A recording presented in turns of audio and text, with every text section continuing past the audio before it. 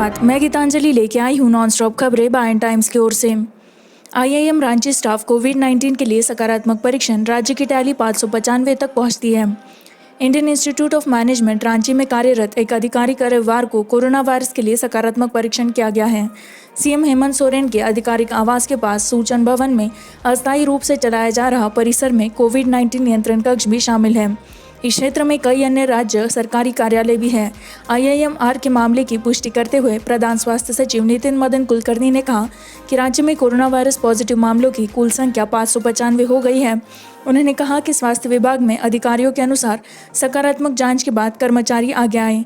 रांची के Rajendra institute of medical science RIMS में एक अलग वार्ड में ले जाए गए अधिकारियों को सूचित करना। इसके अलावा जिला प्रशासन परीक्षण के लिए कर्मचारियों के प्राथमिक संपर्कों का पता लगाने की कोशिश कर रहा है। प्राथमिक के नमूने लेने के बाद आईआईएमआर के कर्मचारियों के संपर्क उन्हें होम संगरोध के तहत जाने के लिए कहा जाएगा। रांची के एसडीओ लोकेश कुमार मिश्रा ने कहा, हंट उन लोगों के लिए है जो उस कर्मचारी के सीधे संपर्क में आए थे। उन्होंने कहा, संभवतः झारखंड में शनिवार को 72 मामलों में सबसे अधिक एक दिन की स्पाइक देखी गई, क्योंकि साहिबगंज में कोरोना वायरस के लिए एक व्यक्ति का परीक्षण सकारात्मक था।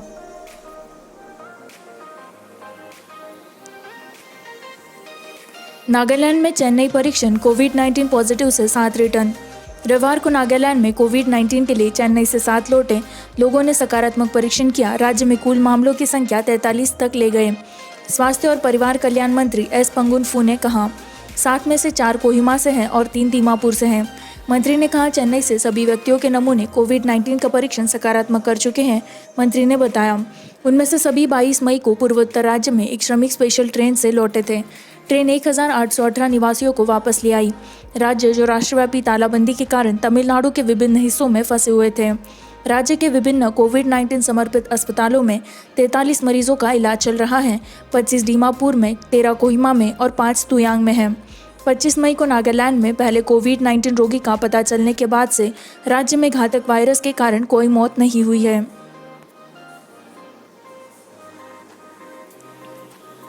महाराष्ट्र के सीएम उद्धव ठाकरे ने विश्वविद्यालयों से परीक्षाओं के बारे में अनिश्चितता को खत्म करने के तरीके खोजने को कहा। महाराष्ट्र के मुख्यमंत्री उद्धव ठाकरे ने शनिवार को राज्य में गैर कृषि विश्वविद्यालयों के उपकुलपतियों को निर्देश दिया कि वे विलंबित शैक्षणिक सत्र के लिए परीक्षा आयोजित करने में अनिश्चितता को समाप्त करने के तरीके खोजे। मुख्यमंत्री ने गैर कृषि उपकुलपतियों के साथ एक वीडियो सम्मेलन आयोजित किया। विश्वविद्यालय और उच्च और तकनीकी शिक्षा मंत्री उदय सामंत, राज्य मंत्री प्राजक्त तानपुरे और अन्य लोगों ने भी बैठक में भाग लिया। विभिन्नता परीक्षाओं को ध्यान में रखते हुए आयोजित किया जाना चाहिए कि कोई भी छात्र वायरस से संक्रमित नहीं है। कोरोना वायरस संकट के कारण सब कुछ आगे बढ़ गया है। वित्तीय वर्ष भी आगे बढ़ चुका है, इसलिए विभिन्न प्रस्ताव को तैयार किया जा रहा है कि अगले शैक्षणिक वर्ष को कब शुरू किया जाए। लेकिन अब परीक्षा के बारे में अनिश्चितता को समाप्त करने के मुद्दे को प्राथमिकता के रूप में निपटाया जाएगा। यह स्पष्ट हो रहा है कि परीक्षा जुलाई में संभव नहीं है, ठाकरे ने कहा। महाराष्ट्र सीएमओ के बयान के अनुसार उन्होंने कहा कि मुंबई, पुणे और औरंगाबाद में कोविड-19 स्थिति लगातार बदल रही है।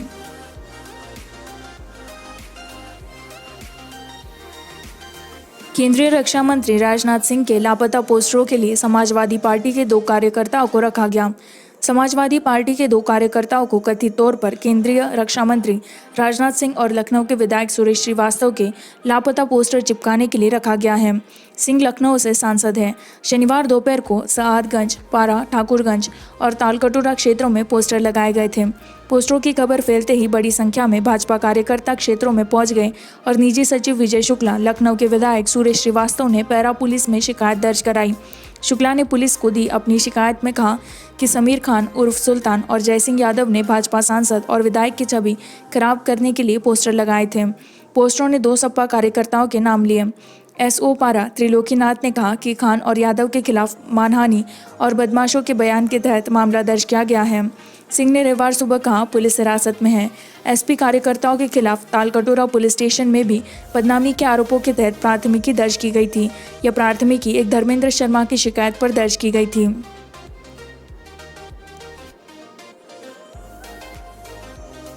आंधी तूफान के रूप में 13 मारे गए, उत्तर प्रदेश में बिजली गिरी। शनिवार की रात को मध्य प्रदेश के कई हिस्सों में आंधी तूफान और बिजली गिरने से 13 लोगों की जान चली गई थी। उन्नाव से 5 और कन्नौज जिले से 5 लोगों की मौत हो गई थी। विभिन्न जिलों में संपत्ति के नुकसान की भी सूचना मिली है। उत्तर प्रदेश के मुख्यमंत्री योगी आदित्यनाथ ने जान माल के नुकसान पर दुख व्यक्त किया और मृतकों के परिजनों के लिए 4-4 लाख रुपए के मुआवजे और घायल व्यक्तियों के उचित इलाज की घोषणा की है। उन्नाव के अतिरिक्त जिला मजिस्ट्रेट एडीएम राकेश सिंह ने कहा, जिले में बारिश और आंधी के कारण 8 लोगों की मौत हो गई। जापसारा गांव में बिजली गिरने से एक 14 वर्षीय लड़की और 45 वर्षीय एक व्यक्ति की मौत हो गई। 70 वर्षीय एक महिला की भी गंभीर रूप से घायल होने के कारण मौत हो गई। बिजली गिरने और सुमेरपुर प्राथमिक स्वास्थ्य केंद्र ले जाया गया, जहां डॉक्टरों ने उसे मृत घोषित कर दिया।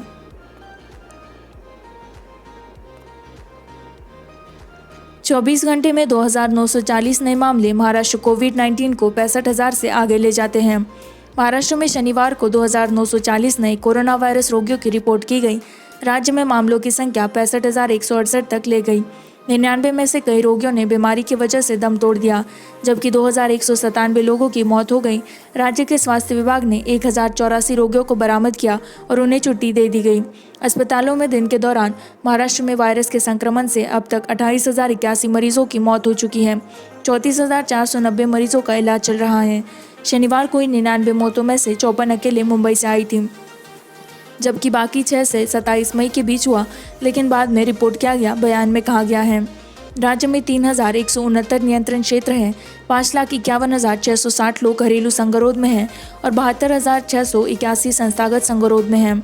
रोगियों की दोहरीकरण दर 17.5 दिन, पिछले सप्ताह 11.3 दिनों से बेहतर, स्वास्थ्य विभाग के बयान में कहा गया है। राज्य की वसूली दर 43.07% है, जबकि मृत्यु दर 3.37% है। कुल 65,168 रोगियों में से 38,442 अकेले मुंबई में पाए गए। शहर में 1,227 मौतें हुई। मुंबई और आसपास के इलाकों सहित मुंबई महानगर क्षेत्र एमएमआर से 49,575 मामलों और 1,478 मौतें सबसे ज़्यादा प्रभावित हैं। शहर में 6,583 मामले और 300 मौतें, सोलापुर में 826 मामले और 66 मौतें, औरंगाबाद शहर में हुई है 1,425 मामले और 64 मौतें, मालेगांव शहर 747 मामले और 52 मौतें। शनिवार को कुल 2,940 नए रोगियों में से 1,510 अकेले मुंबई में पाए गए।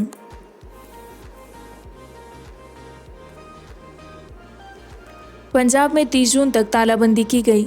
पंजाब के मुख्यमंत्री कैप्टन अमरिंदर सिंह ने शनिवार को राज्य में तालाबंदी को और एक और महीने के लिए 30 जून तक बढ़ा दिया।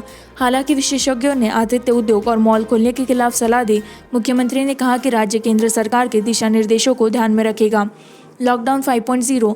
मुख्यमंत्री ने स्वास्थ्य विशेषज्ञों के साथ एक वीडियो कॉन्फ्रेंस के माध्यम से कोविड की स्थिति का ऑन ग्राउंड आकलन करने के बाद अपने फैसले की घोषणा की। साथ ही शीर्ष अधिकारियों और कैबिनेट मंत्रियों भारत भूषण आशु, बलवीर सिंह सिद्धू और तृप्त सिंह बाजवा ने भी इस कदम की घोषणा की।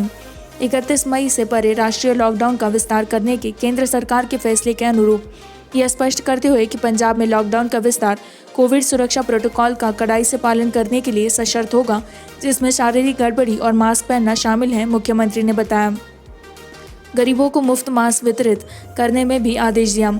डीजीपी दिनकर गुप्ता ने समीक्षा वीडियो सम्मेलन में कहा कि पहने अपराधियों के खिलाफ जुर्माने के रूप में 1 करोड़ रुपए से अधिक की वसूली के साथ जिलों में मास्क सख्ती से लागू किया जा रहा है।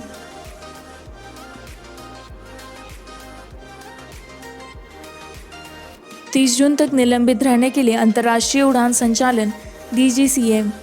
एनडीआईए एविएशन रेगुलेटर डीजीसीए ने शनिवार को कहा कि निर्धारित अंतर्राष्ट्रीय वाणिज्यिक यात्री उड़ानों का निलंबन 30 जून की आधी रात तक जारी रहेगा। गृह मंत्रालय ने कोरोना वायरस महामारी को रोकने के लिए देशव्यापी तालाबंदी से संबंधित नए दिशा निर्देशों की घोषणा की। यह एक बार फिर से विदेशी है। नागरिक उड्डयन महानिदेशालय डीजीसीए द्वारा जारी परिपत्र के अनुसार एयरलाइनों को उनके परिचालन के लिए भारत से नियमित समय पर खोलने के बारे में सूचित किया जाएगा। देश में सोमवार से 2 यात्री विमान सेवाएं शुरू हुई। 25 मार्च को लॉकडाउन की घोषणा के महीनों बाद जब भारत में सभी अनुसूचित वाणिज्यिक यात्री उड़ानों को निलंबित कर दिया गया था, अंतर्राष्ट्रीय उड़ानें अभी भी निलंबित है।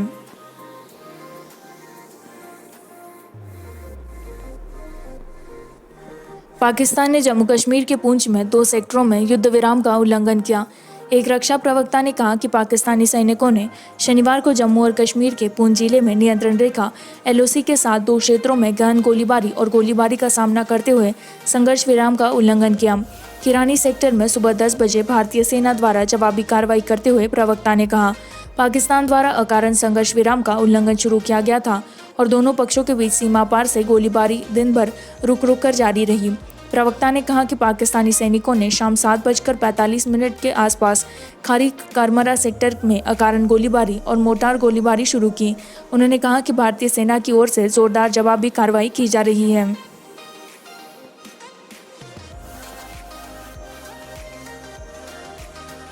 भारत 7,964 कोविड-19 मामलों के साथ सबसे अधिक एकल दिवसीय स्पाइक पंजीकृत करता है। भारत ने कोविड-19 मामलों और मौतों के मामले में शनिवार रात 7,964 नए मामलों और 265 मौतों के साथ 24 घंटे की अवधि में उच्चतम रातों रात स्पाइक दर्ज किया। देश में कुल पुष्टि किए गए मामले अब 1,73,763 हैं, जबकि मृतकों की संख्या पहुंच गई है 4,971। मामले में मृत्यु दर प्रवृत्ति हालांकि निरंतर बनी हुई है और अब तक देश में 2.86% का CFR है, जो वैश्विक औसत से काफ़ी कम है। मौत के आंकड़ों में भारी वृद्धि विशेष रूप से हानिकारक है। पिछले कई दिनों से कोविड-19 की मौत की संख्या 140 से 170 के बीच मंडरा रही है। स्वास्थ्य मंत्रालय के सूत्रों ने हालांकि बताया कि मौतों में स्पाइक, जिनमें से अधिकांश महाराष्ट्र और दिल्ली से आए थे, मुख्य रूप से दिल्ली में शुक्रवार को कोविड-19 में पिछले कुछ हफ्तों में हुई 80 मौतों का परिणाम है। यदि रातों रात मौत की पुष्टि हो गई तो सबसे अधिक 116 अकेले महाराष्ट्र से थे, जिसमें अब 62,228 मामले सामने आए। राज्य में अब तक कुल 2,098 लोगों ने संक्रमण के कारण दम तोड़ दिया है। दिल्ली ने एक दिन के भीतर 82 और मौतें दर्ज की, जो कि 398 तक पहुंच गई। राजधानी में प्रति मिलियन भारत में सबसे ज़्यादा मौतें होती हैं, जो लगभग 20 है। गुजरात से 20 की मौत की संख्या दर्ज की गई, जिसमें 15,934 मामले दर्ज हैं।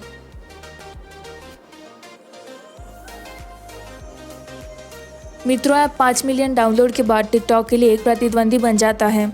एंड्रॉयड मित्रों नाम का एक एंड्रॉयड एप्लीकेशन प्रधानमंत्री नरेंद्र मोदी द्वारा परिचित एक शब्द है, जिसने अब तक 5 मिलियन से अधिक डाउनलोड किए हैं। यह एप्लीकेशन IIT रुड़की के 5 पूर्व छात्रों की टीम द्वारा प्रसिद्ध एप्लीकेशन के आधार पर बनाया गया था, जिसका नाम टिकटॉक है। टीम के सदस्यों में से एक ने कहा, हमारा विचार विदेशी लोगों के लिए एक भारतीय एप्लीकेशन को बनाने का था और लॉन्च करने का था, ताकि हमें दूसरे देश के उत्पाद पर भरोसा न करना पड़े। हम लोगों को इस तरह के अभिवादन के लिए धन्यवाद देते हैं। प्रतिक्रिया। चीन के साथ चल रहे सीमा तनाव के बीच बहिष्कार को आह्वान के कारण आवेदन की लोकप्रियता और प्राप्त हुई है। एप्लीकेशन को 11 अप्रैल को लॉन्च किया गया था। देहरादून के निवासी नीरज सानी, जिन्होंने गूगल प्ले स्टोर से एप्लीकेशन डाउनलोड किया है, उन्होंने कहा, आवेदन अच्छा है और ये लगभग टिकटॉक के समान है। मुझे खुशी है कि अब मनोरंजन करने वालों में एक भारतीय उत्पाद भी है। कुछ मामूली गड़बड़ियां हैं, लेकिन हमें उम्मीद है कि टीम उन मुद्दों को हल करेगी। टीम के सदस्यों ने आवेदन के नाम के बारे में पूछे गए सवालों को जवाब देते हुए कहा कि हमने इसे मित्र नाम दिया था, लेकिन तब हमने भारतीय भाषा का नाम चुना। यह शब्द वास्तव में समाजीकरण और दोस्त बनाने के विचार को व्यक्त करता है। साथ ही हमारे माननीय प्रधानमंत्री इसका उपयोग करते हैं, इसलिए लोगों से तुरंत जुड़ने में मदद करता है, अग्रवाल ने कहा।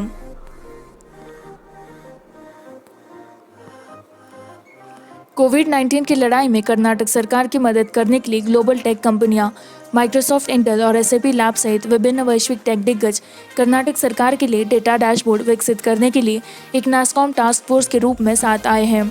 तकनीकी टूल अधिकारियों के विभिन्न चिंताओं जैसे विभिन्न सूचनाओं पिछले 24 घंटों में मामलों का पता लगाने में मदद करेंगे।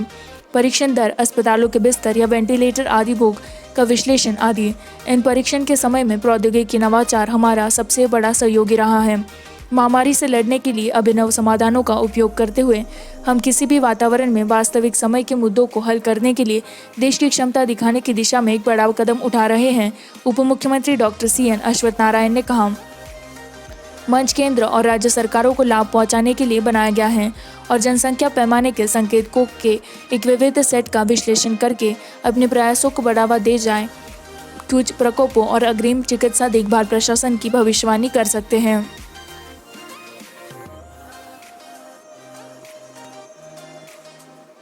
टिड्डियों के हमले से प्रभावित लोगों को मदद के लिए सरकार, PM नरेंद्र मोदी। प्रधानमंत्री नरेंद्र मोदी ने रविवार को आश्वासन दिया कि देश के कुछ हिस्सों में टिड्डियों के हमले से प्रभावित लोगों को सरकार द्वारा मदद की जाएगी। हाल के दिनों में होने वाले टिड्डी हमलों से प्रभावित सभी लोगों को मदद दी जाएगी, मोदी ने कहा। सरकार ने 28 मई को कहा कि 53,997 हेक्टेयर क्षेत्र को कवर करने वाले कुल 377 स्पॉट्स को 11 अप्रैल से टिड्डी नियंत्रण कार्यों के तहत कवर किया गया है। राजस्थान के 11 जिलों में, मध्य प्रदेश के 24, महाराष्ट्र में 3 स्थानों पर नियंत्रण अभियान चलाए गए हैं। गुजरात और उत्तर प्रदेश में 2-2 और पंजाब में 1। 27 मई के टिड्डी स्टेटस बुलेटिन के अनुसार राजस्थान में जुलाई तक राजस्थान, पूर्वी बिहार और ओडिशा के साथ साथ पूर्वी राज्यों में टिड्डों का आक्रमण की कई सफल लहरों की उम्मीद की जा सकती है। पश्चिम की ओर बढ़ने के बाद और मानसून से जुड़ी बदलती हवाओं के साथ राजस्थान में वापसी हुई। इनकी गतिविधियां बंद हो जाएगी क्योंकि दलदल कम होने लगेंगे और मोबाइल कम होने लगेंगे। दक्षिण भारत, नेपाल और बांग्लादेश तक स्वर्ण के पहुंचने की संभावना कम है।